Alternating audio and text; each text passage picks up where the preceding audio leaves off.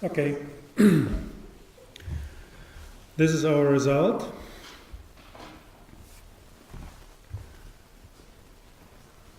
So you can see that this took 40 seconds, which is okay.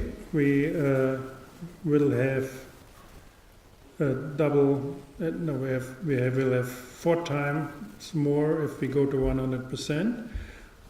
But we have these problems here. So this is not round enough, so we need to smooth this object much more. That's a problem. And the next is this fuzziness here. So what we always do is we go here and we have the simplification. This speeds up the process and it's not bad for, so this is smart enough, so this is not bad for the quality, so don't be afraid with that if you're not super specialized in these things. This is another problem I want to show you. So we have, what is very important is this denoising. So you see that these renderer are always, they are bursts of particles. And then they are reflecting, taking all these colors, and by that they produce a picture. So, and then you always have points. You simply have a lot of points. So, and denoising is to get these points smooth. So to interpolate between these points. So what we have here is that there are not enough points. Therefore, it's getting blurry. So to increase that, so denoising is always very important. But if you want to have these special aesthetics of these pointillistic radiance and pictures. So if you want to have smooth and nice surfaces like you see it here, it's working here perfectly, then you need this denoising. So here, because it's a complex thing, there are not enough particles. So the denoising gets fuzzy. So to increase that, you have to increase here. If you want to deal with that, you go for sampling in the renderer. There's this menu on sampling. And here we see we have 32 rounds for our preview. So if we are interactive, then we stop after 32 bursts of particles. And here it's 128, which is not a lot. So if you want to get to be fast. So if you want to have that more precise, go to 500 or something. Then this would be super nice and smooth. And it takes simply 4 times more time. Yeah? That's the principle of it. Very clear and straightforward. Good. But the rest is okay. We always end up with our rendering in the image editor, and we have to go back to the 3D view. Let's see, and you see this is not denoise, and then you get these special aesthetics. And this is with 32. Now we can go, for example, for 4 as a preview. And if we, so then it's 4 steps and it's getting very rough and fast. These are the numbers. So default here is 32. Now it gets in refinement. That's the principle. Don't need more. So the final picture gets a denoise, and by that it's getting smooth. Good. Now go to words animation.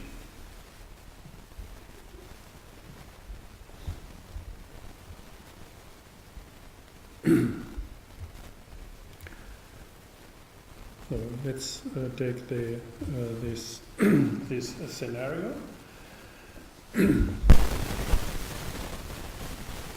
simply need the time axis, another editor. So this is here timeline.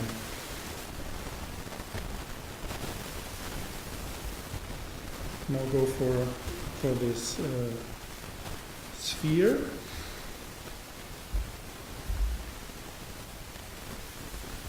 So now we have selected this sphere number 1. We have frame time number 0.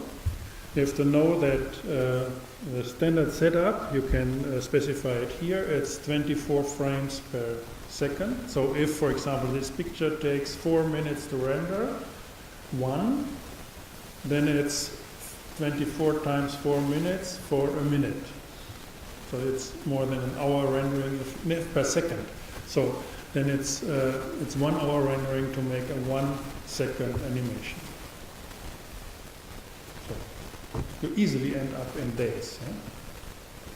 So I would not recommend spend too much time. And then you always, 3 days of rendering, and then you look at it, and then you have an error. Yeah? It's awful. Yeah. Don't do too much with it. Or have clear strategies with for example, this very low resolution of very rough rendering and so on, that you say, check it, make it super fast to get a preview, and look the proper sliders. This is, for example, a very important slider to improve it, speed without touching the whole scenario. And this is another one. Make it super small. And then it's getting faster. To get a preview, then you check things, whether your camera, everything, the light is good. And then if this is good, then go for the week of rendering. So, but it's always crazy, and you get slave of machines if you start with this stuff. So don't do too much of it. So animation is not really fun. So, but this is our sphere, and the logic is that this sphere is at time number 0 is at this position.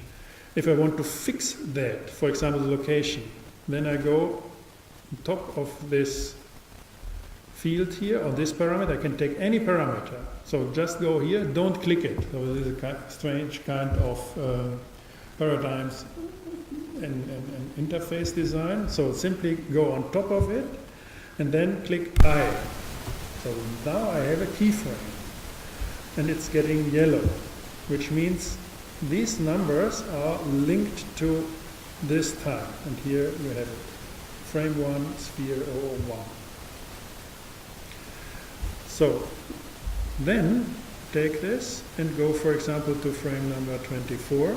So it's 1 second, we'll see it here. And now we can move this guy. So, and now it is green, which means there's a difference between the keyframe and the actual value of it. So if I want to have another keyframe, go again with the mouse to these parameters, and the location is always in chunk. So go here, and you get another keyframe here. It's yellow. So now if you move that, the thing is moving. And it's moving whatever your perspective is. Now go for the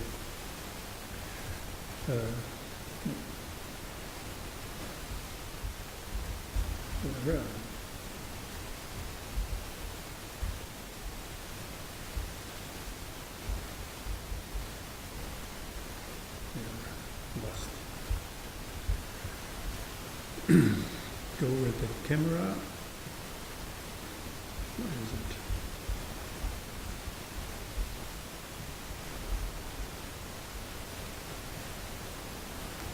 Okay. Now it's moving wherever you are. And it's getting yellow the moment you have a keyframe, and the rest is interpolated.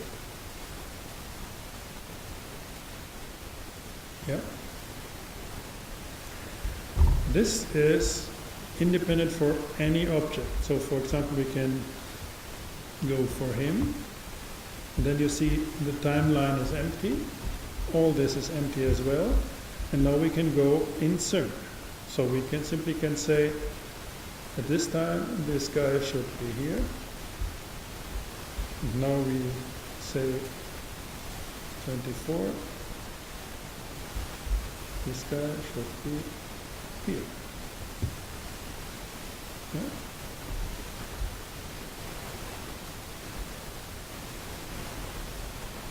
Keyframe, and now they both work. Now go to this guy.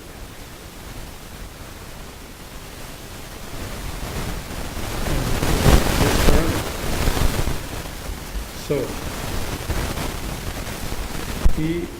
now in this case we don't want to change all the colors. We want to change the color just of this brick. So we have to make a copy of it. So a new material. So, and we don't want to change the object and the color of the object. We want to change the color. So therefore we say here it should be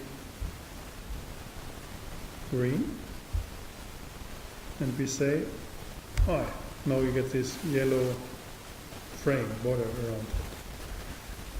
Now go for 24, and we say we want to have that red, and we get a color. And this should, no, that's not working. Okay. It's not working in the preview. This was, but it's working here, you see. And this is where these nodes, it's unfortunate that this renderer here, this fast renderer, is not affecting the animation of properties of these nodes color. So it's working here, and it's working in the render mode. So now it's green, and it's getting red.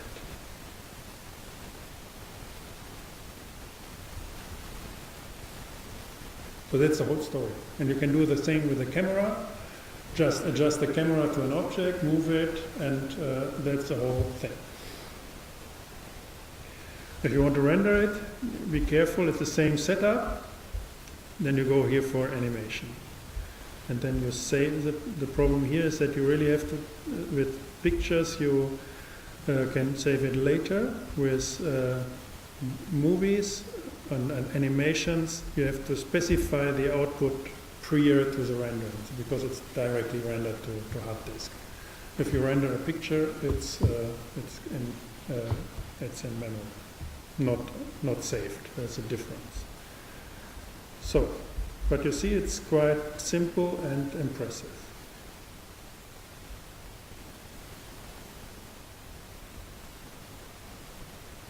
Okay.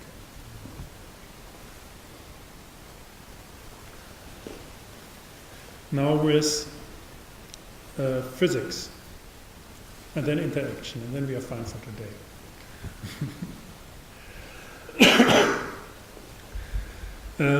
This is scene, so we have a certain file, and the file has certain scenes. Now make a new scene, and we say we make a completely new scene. These are all the actors here, and we want to see just with the current scene, so we are empty. Now go to material and make a simple setup. Scale it by 8. Get a sun.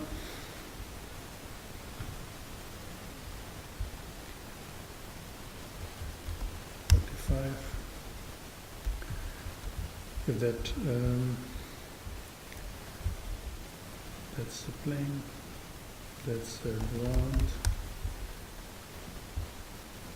color, so we can have it the green ground again.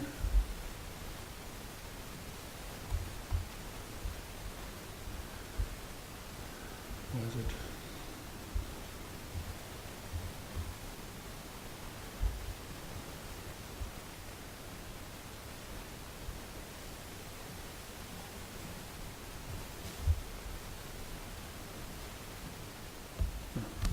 understand. Here we are not in cycles, that's the problem. So now we are in cycles, now we go for the green round, and this is, see, it's a library we have, so I don't have to define these things multiple times and just link it from the other scene to what we have. So now go for a cube.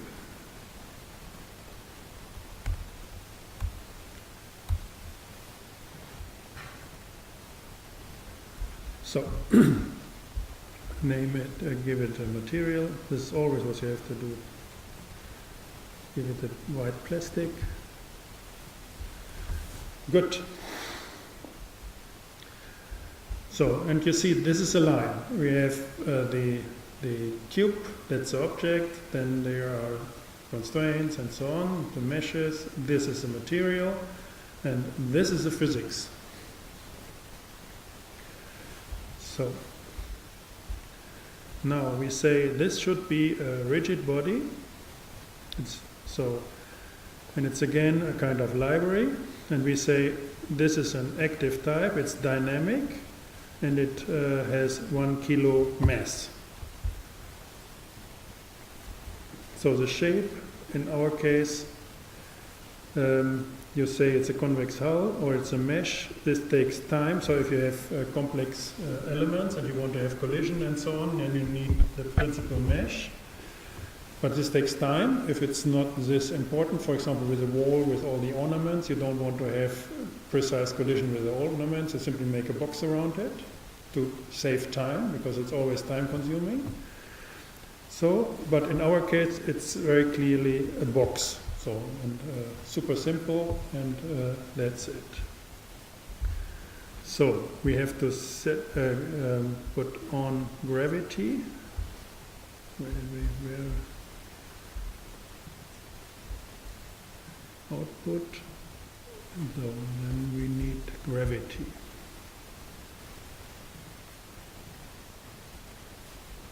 Where is the gravity button?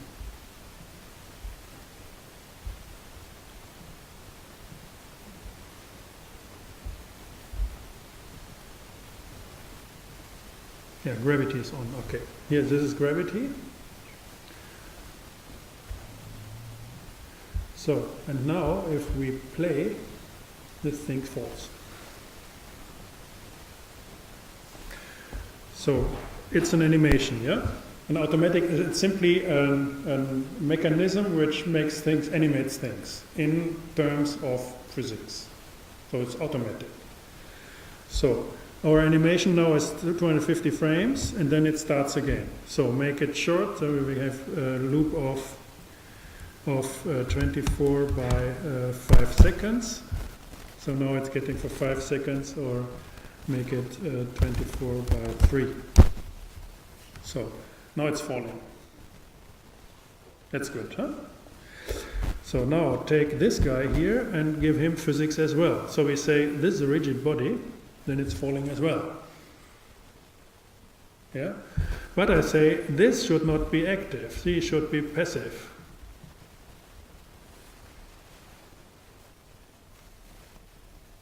And now we're getting fun, yeah? Done. So now we say this guy here, for example, should be bouncy.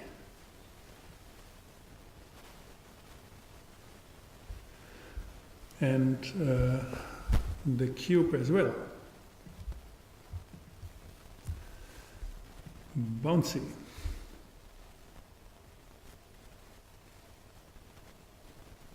That's a little too much, huh?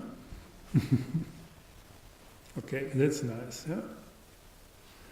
And then you can have these friction, whether it's sliding or not. That's the other nice slider here. Okay, yeah? You see it's an animation. And that's how it works. So now you can have billiard and whatever. It's simply working like that. Super simple. Now we build the tower and then we crash the tower, yeah?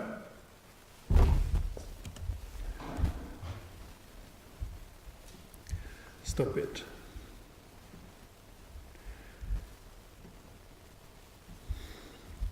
Go back. So this is our, we should be at 1. So scale this guy, t, so in x it should be 2, in y it should be 0.5, in y it should be 0.5, in z it should be 1. So, or put it 0.25, 0.5. So this is a kind of Jenga brick. Now we make it better than the last time.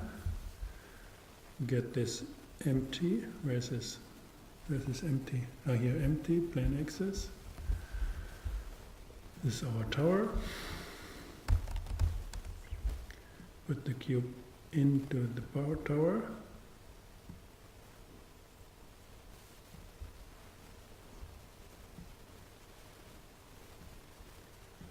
Okay, now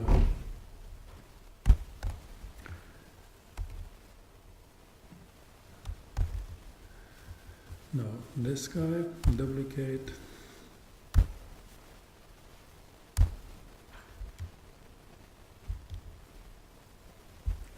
Let's switch it off. Have this.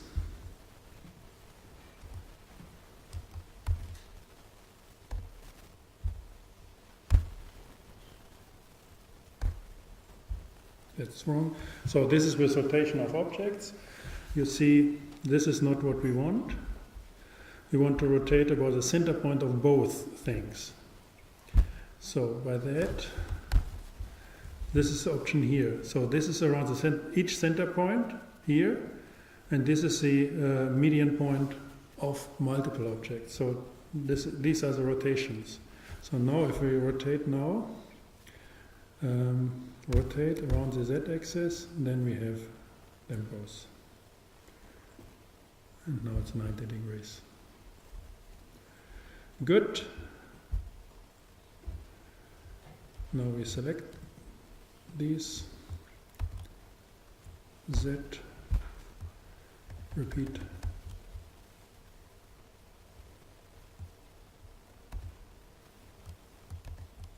Okay. Now we have a tower. Make this, scale it by factor 3.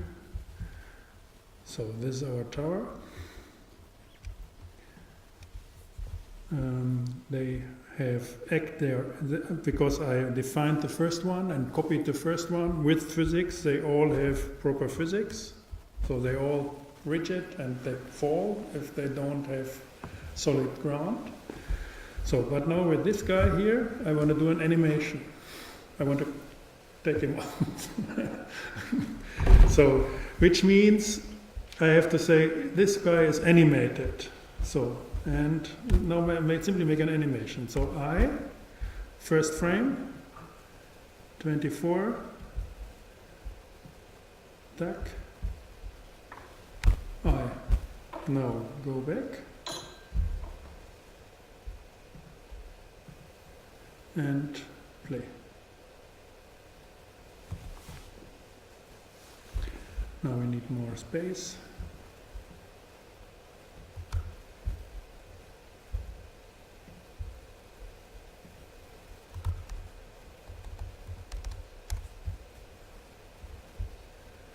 Go here.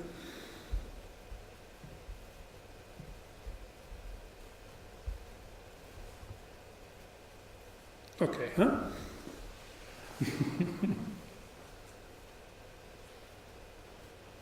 It's simple like that.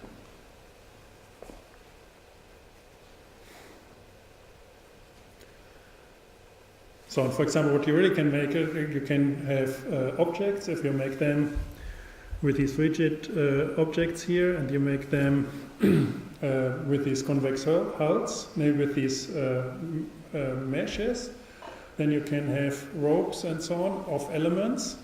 You can put them on 2 points and they are hanging. like Gaudi, directly hanging in this physical game. So you put them, connect them, and then it's falling down. Then you're making a little bouncy, make a nice animation of it. You don't need to calculate anything. It's simply working like that. Yeah? So I'd given you the link in the installation for, it's called, there's a physics. Yeah, here, there's a physics shelf here. And by that you can do billiard. So you can add impulses to objects. So you can simply say, I have a ball, and then I give it an impulse of a certain force, and then it's accelerating, and then it's distributing its forces on a billiard table. This is with these programs here, with these add-ons. So that's it. Now we go to interaction and game, because it's just another layer on this story. So go back to our scene 1.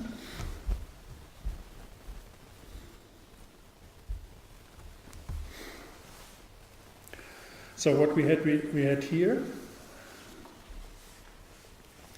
Now we want to make that interactive. So you want to distribute a game, or you want to make your model of architecture walkable, so that you distribute it to your customers, that you can go knock at the door, open the door, like in these video games, go in, switch on the light, make radio, and so on. So that's directly working with this stuff, but you need it's like with animation. So animations take a lot of computing time, and you get slave of that, because it always takes days and weeks for one iteration. That's crazy. The problem with games is that the renderers are not photorealistic, or they're tricking like hell. So with baking and whatever. So to make it look real. And this is super specific knowledge how to tricks with these graphics things. So if you go in there, it's getting super complicated and specialized. So I would not recommend to do that. So what you can do is a Minecraft-like setup. So with very rough colors, and that's fast and easy. To have a high rendered photorealistic setup in interaction, forget it. To make it in reasonable time with reasonable amount of knowledge. With the version 2.8, and it's available in a beta version now of Blender, there's this Eevee renderer, and this makes things and interaction and real-time high-quality rendering easier, but it's still tricky. Everything looks tricky. So it's not straight like these radiance things and radiosity. It's not simply working. You really have to know what to do, and you have to trick the system to get the results you want to have. So it's very important to remember. Therefore, we have to leave the cycle render, which is a pity, and we have to go to the game. And by that, all the materials and so on, they are lost. So let's make another setup, another scene, a new one. So go for the plane, scale 3. Go for a sun.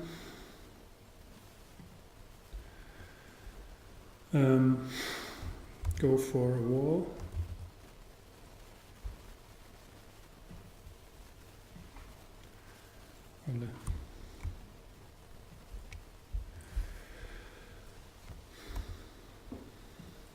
So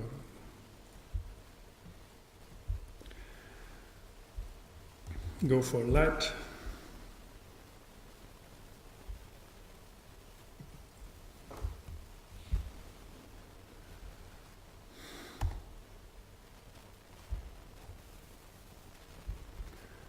the sun.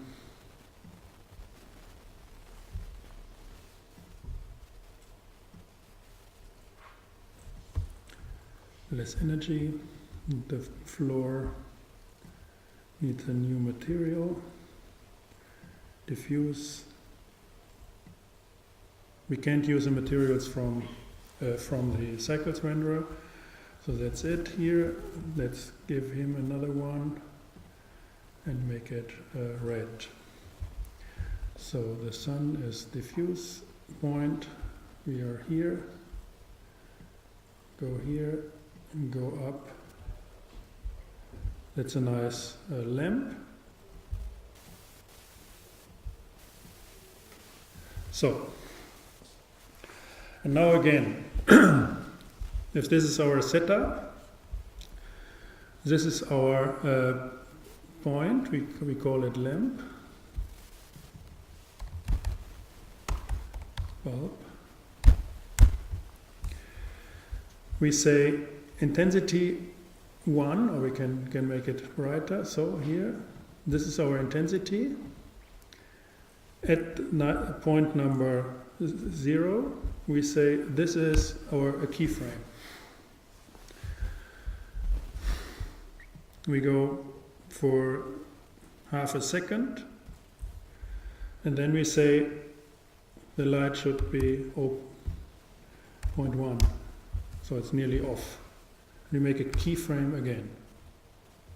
So which means we have an object which has two states, like a normal lamp, on and off.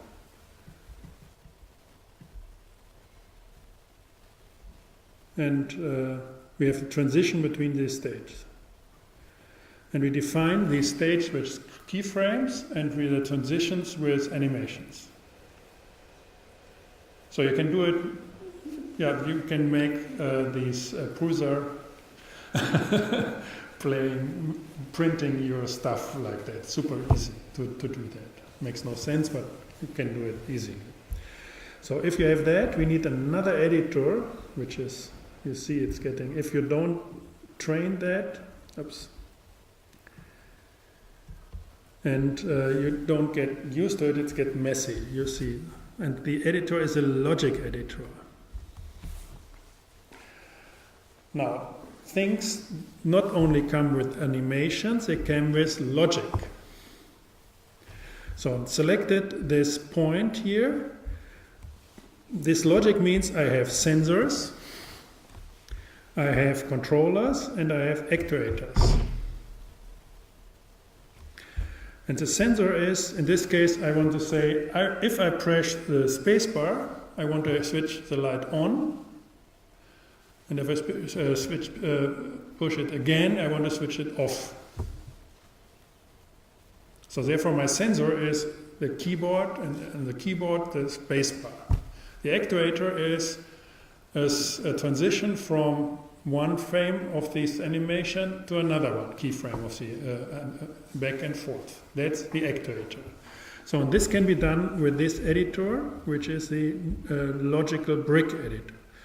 So add a sensor, and we say we want to have a key. We say this is a namespace, and we simply say spacebar, and that's it, and close it. So therefore say, if there's a space, controller can leave it for now, and then we say we want to have an action. And an action is an animation. So when we say this is toggle the light, then instead of play we want to have ping pong. We want to say it's the lamp bulb action. Therefore it's important that you always name it, otherwise you see then it's cube 001 action. What is it? Yeah? So lamp bulb have proper names, and then you say we start with frame 1 and we end with frame 12. So, and we blend. That's it. That's our action. So now we connect that.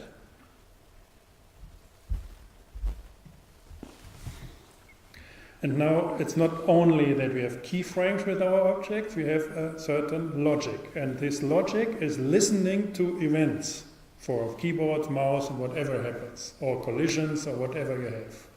So if you then collide, for example, you have a kind of ottowa, run around, you push the wall, then you get knocked out. Then your ottowa makes another animation. So it's like this, yeah? So in this case, super simple, light. So to do that, it's the same like doing rendering. Go here to the renderer, and in this case, the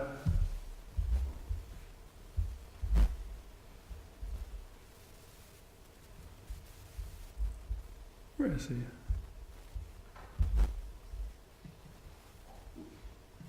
Why is there no game?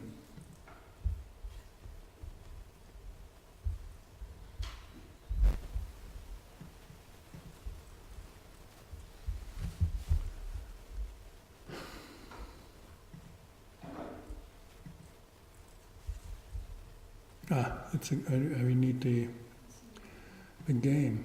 Sorry, we need the game here, not game render game. So that, but it's okay. So, and now instead of rendering a picture, we simply say we start the player, and then we have a certain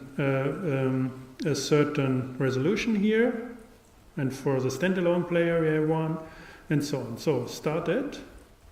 Now we have it, and if I push my button, it's getting on and off.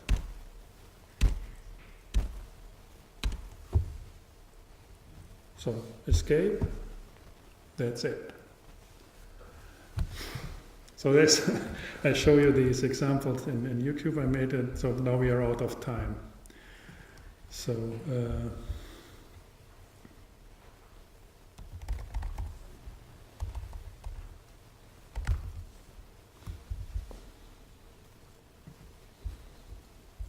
why shouldn't? Yes, why?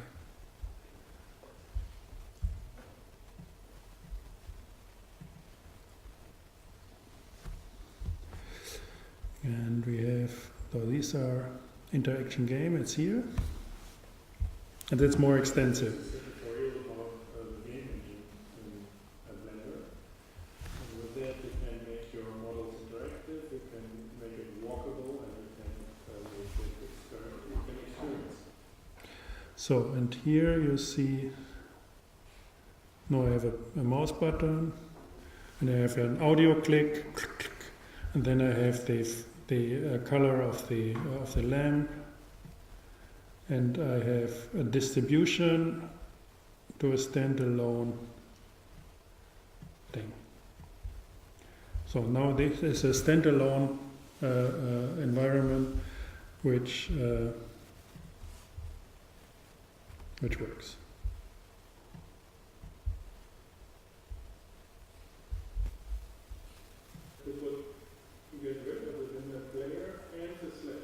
So this is a little tricky to make all these libraries working. It's not streamlined. You need a little more logic here. I explained that. And then you get a standalone, export a standalone.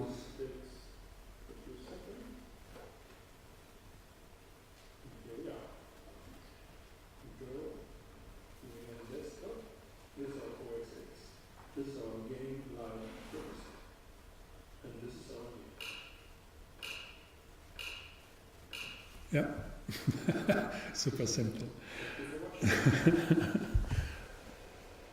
Yeah. Okay, so these had been the different, so very rough. Yeah, here, OpenStreetMap, this will be next week. So these had been the different shades or aspects of how getting things real from, so imagine you have code, and you want to make that real, so it's working somehow. So all these examples are super simple with simple bricks to learn this and have this kind of aspects of things. So next week we will have different objects and bricks, so how to make other objects. So we design objects to be aggregated in architecture and organize libraries for that. And then we will go in depth with texturing, shading, and so on to get nice setups. But I think this existential view to that you simply have objects and put them in empty space. That's exactly what we propose with this object mode, and what is our architect of today about. So to make meaning out of that, beyond these simple toy-like environments just for education, that I think is important. And it's a shortcut simply to do it with and say we have these walls and we make the window and so on, all these things predefined. This makes things very rigid and strict. So it's really about the code and the unfolding of code into different representations. So this is a principal thing which is offered by this software. And now it's up to you to get domestication, so to domesticate these principal tools. So you make meaningful architecture with it, whatever it is. So you really have to distinguish between the tool, which should be generic, and then the architecture you want to articulate with that. And it's not the tool and it's not the physicality of these things which are the important thing with these environments. The important thing is that you have this code, you have these kind of structures, and you unfold them into a certain reality. If you struggle around with the outcomes or with the actual geometry, think that CAD is about geometry, then you're always lost. Because you have to run with thousands of objects and adjustments and so on. It's done. Don't do that. And the rhetorics of that is that it can be so easy to draw. It's nothing about that. So very clear statement in this direction. So therefore, I suggest to make these simple brick examples to get used to these experiments, which are not strange to architecture, and decouple it from your actual design, because there's another game. If you are comfortable with the bricks and with these principal editors and so on, then start to think about your architecture and always go into the structure of things. So if you have to adjust, for example, colors at two places, so if you want to make it red, so these things red, or increase the light or something, and you have to put, for example, the light in this room, and you have to adjust multiple sliders to make that, you have an error in there, definitely. All these things are at one place, always, if you're proper in your model. It's always one number, which is the brightness of this room. If you have to make it at multiple places, adjust these and that and so on, you are lost. So this is not how it works. Keep an eye on providing redundancies. This is then your architecture. And if you are in geometry, you're always drawing lines. If you want to adjust it, you have to change all the lines and so on. That's awful. And then you get slave of these tools, which they all like because there's their money. Yeah? But it's a lack of architecture and things like that. You have to think, and then it's a one-point surgery on a model, and it has to adjust in all aspects. Then you are proper in your model. That's computing. Okay. Have a good week. See you next. So it's open for, I will be available for our weekly talks from 7 on, if you are interested, for discussions, whatever we like. Thank you.